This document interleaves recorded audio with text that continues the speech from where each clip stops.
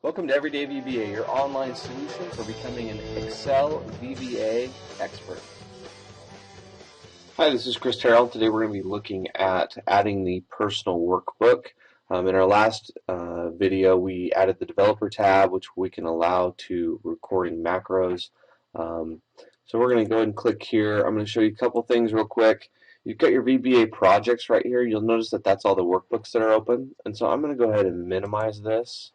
And I'm going to open another workbook, and notice that that's workbook 2. We're going to go back to the Visual Basic editor, and you'll notice that those basically show up.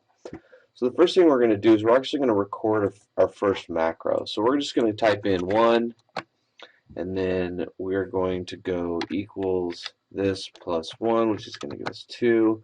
Nothing fancy right there. But we're going to record a macro, and this is actually pretty important. You can put where to store the macro in. So we're going to put this in a personal macro workbook. I'm going to click OK, and I'm just going to record, and we're going to drag this down to here, and it's going to complete that series. But it's also going to write code as well. So if we go back to our Visual Basic editor, you'll notice that it's added the personal workbook. Now this is Personal.XLSB. That's a workbook that actually gets saved in Excel.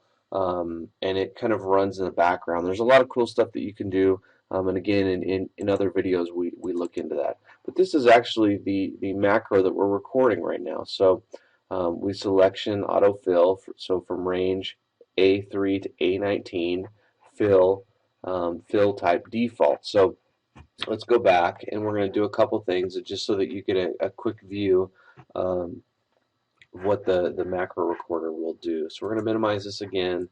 We're going to select an area. Now we're going to select A2 through A6, and we're going to change its color. We're going to change it. We'll just change it to yellow. Now when we go back to our developer tab, or our Visual Basic editor, you'll notice that it puts all of that in. Range A6. It wants a solid pattern, automatic. It's color 65535. And it basically fills all that in. Now when you are recording, you do need to stop, and so you can either stop here, which is down at the bottom. You can also record down here at the bottom, or you can hit stop recording in your developer tab. I don't believe it's in here. No, I guess it is. So you can stop recording there as well. So those are all the areas that you can stop recording. Recording macros is a great way to just get an understanding of what Excel and Visual Basic is doing behind the scenes.